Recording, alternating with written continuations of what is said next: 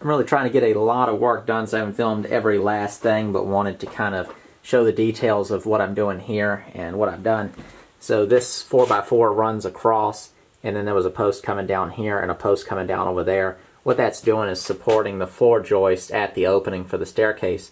Normally what you do is you have a beam here that runs from basically from here over and would attach into this one, but this right here is a 2x10 and it just ends here, so it's free floating.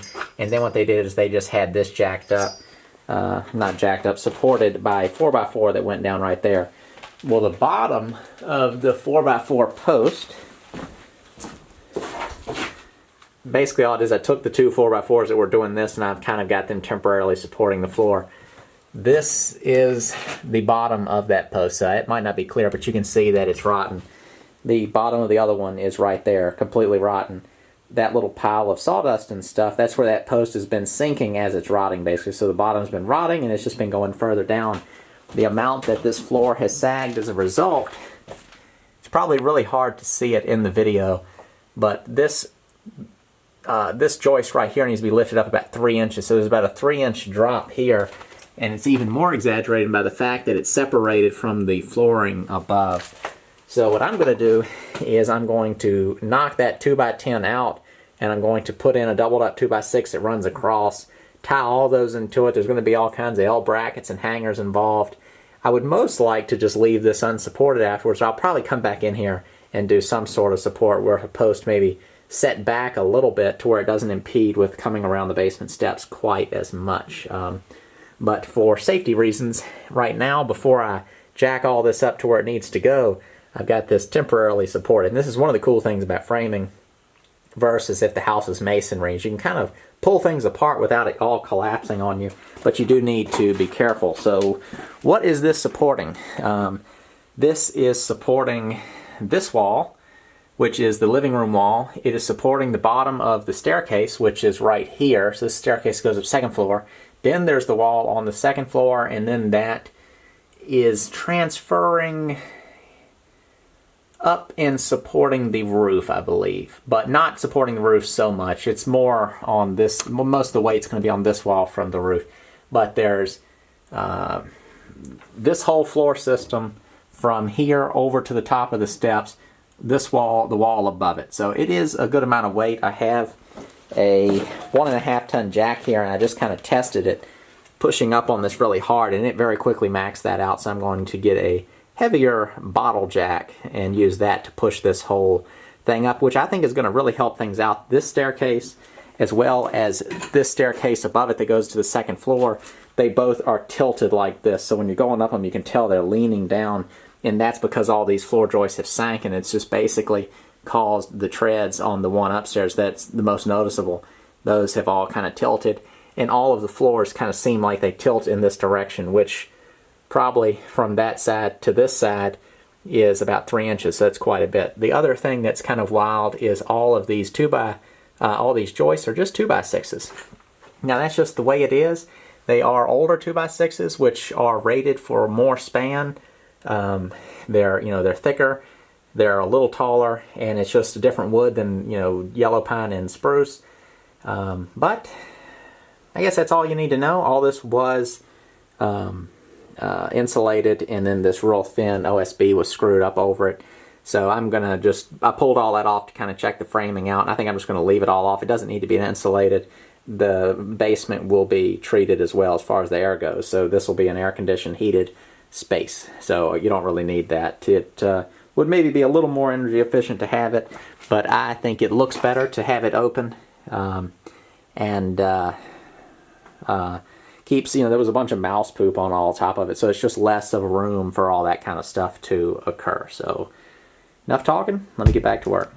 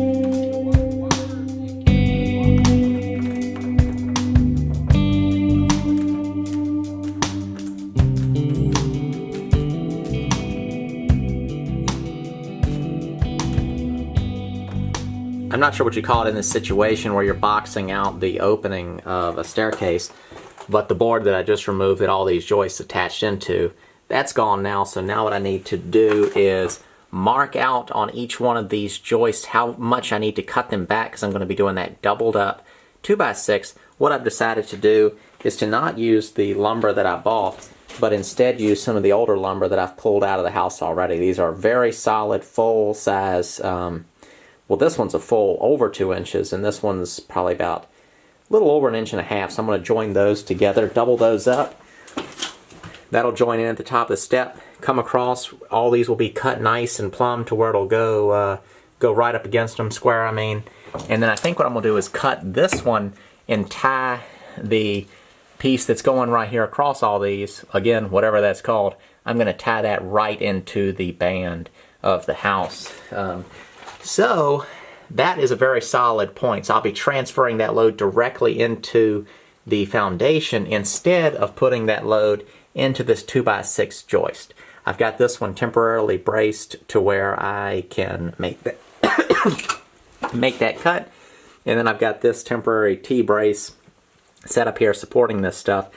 I have this small Harbor Freight jack. This is a 1.5 ton jack, and that was not strong enough to push up on this, so I also have a Harbor Freight 12-ton press, so I took the bottle jack out of that, and I'm going to use that to push up on all this. Again, that load, I'm basically pushing up the staircase, which that is basically a 45-degree support into the second floor. So when I push up here, it's pushing into the house here. So this is going to have some sort of effect all the way up to the roof, because this house at some point has undergone some sort of work / renovation. So all that renovating was nailed down to a house that was sinking and out of square. So now that I'm going and correcting a lot of that stuff, I'm going to shove some of that stuff out of the way. So I'm probably going to have some effects to the drywall, for example, and then probably some sort of an effect potentially even on up to the roof, but I doubt it. By the time we go from all the way to here, all the way to the roof, I'm going to be closing up little gaps over the years, so it probably won't have any effect on the roof. Plus, I'm going to have a new roof put on this house anyway. New roof by meaning new shingles, so any kind of disturbance to the roof won't really matter, because I'm going to get up there and resheath it and put new shingles on.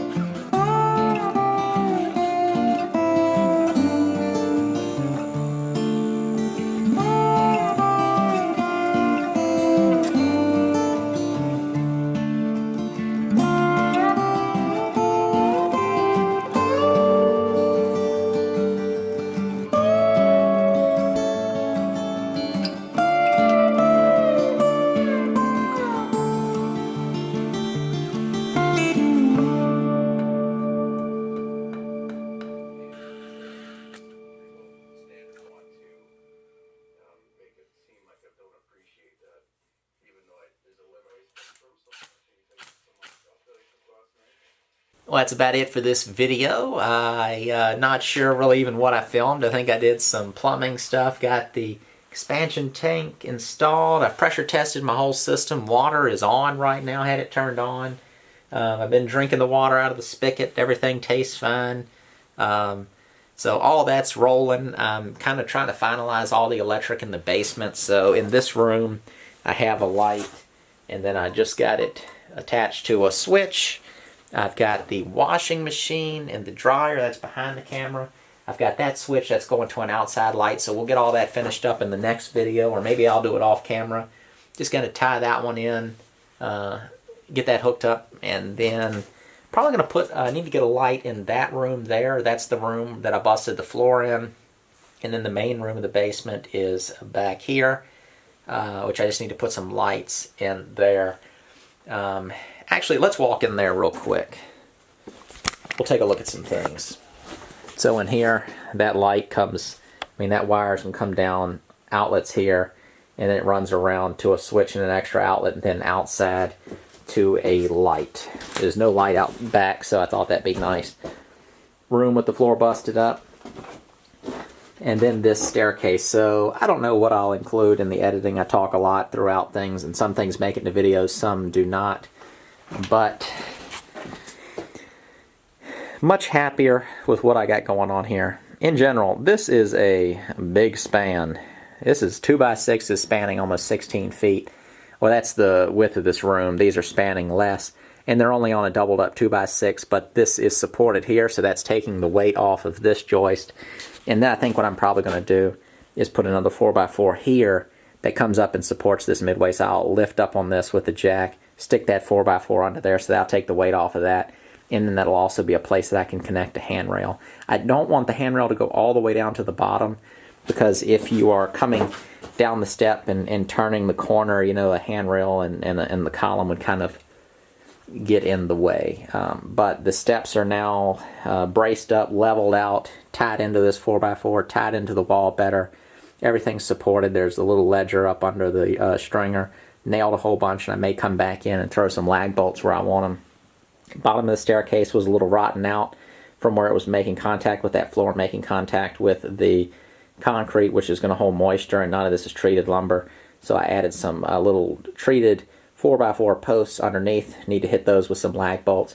So now that staircase is nice and solid. I am going to replace a couple of the treads that are a little bit on the rough side. But the other thing that happened is this area right here is kind of boxed up. So upstairs, there's a few steps. This is a landing, and then that goes up to the second floor. So by getting rid, by cutting this joist off, because this joist extended all the way over here, so I cut that off to where I could extend this over and tie right into the band.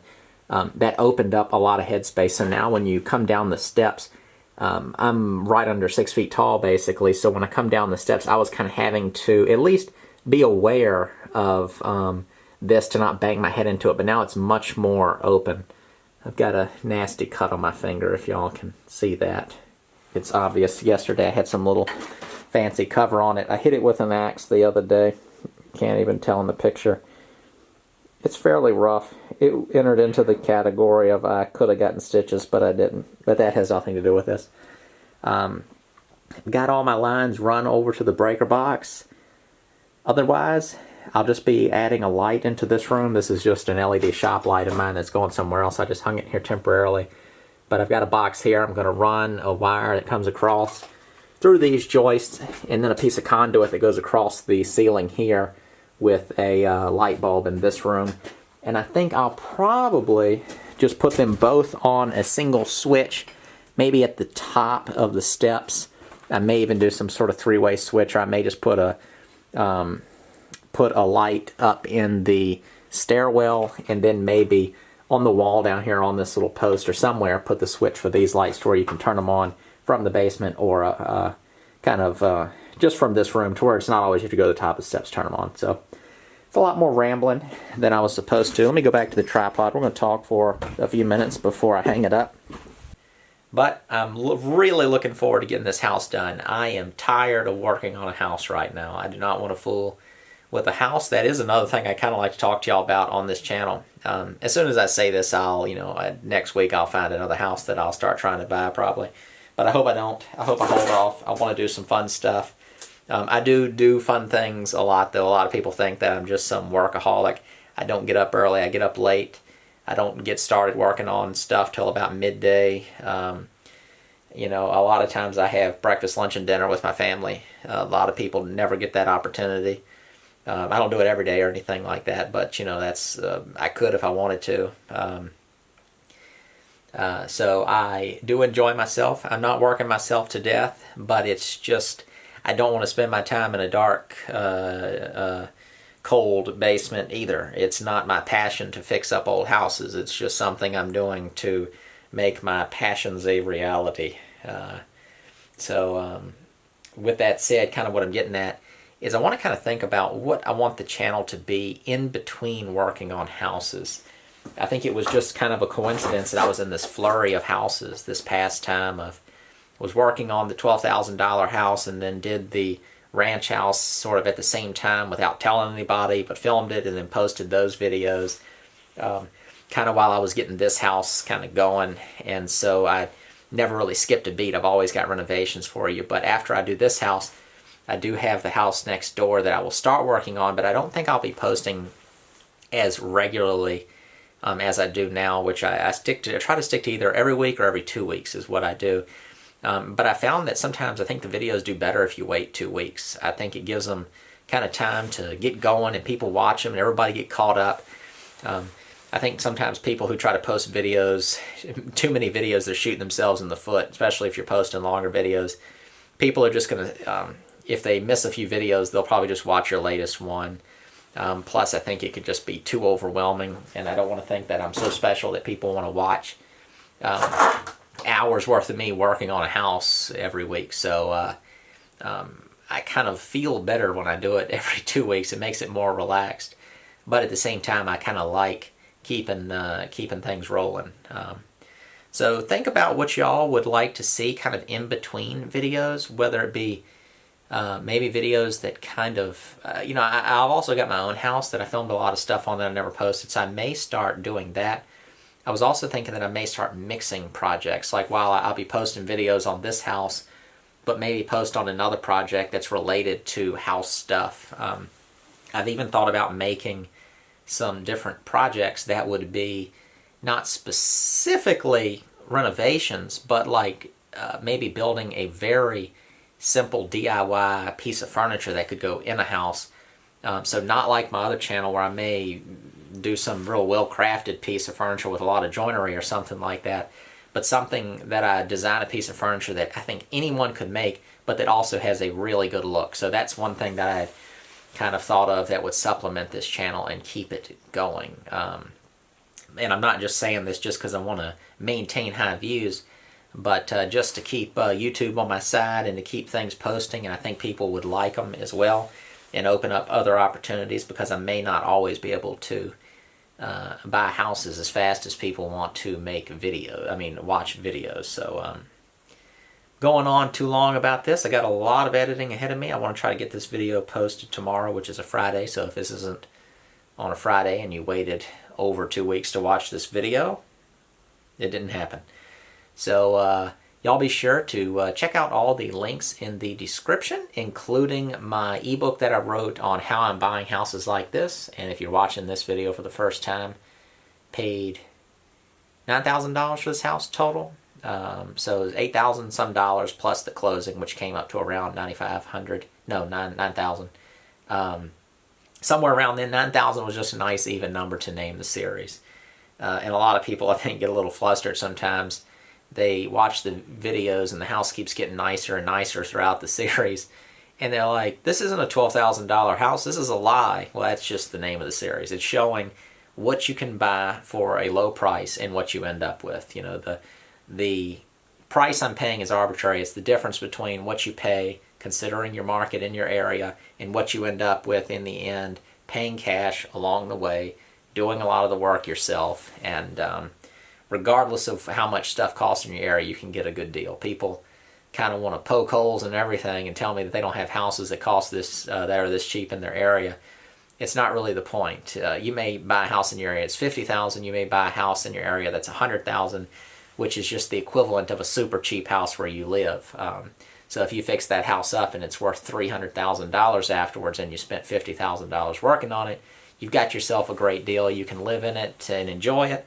You can rent it, you can sell it, you can do whatever you want. Take advantage of it. That's it. Check the description. Thanks for watching, and I'll see you next time.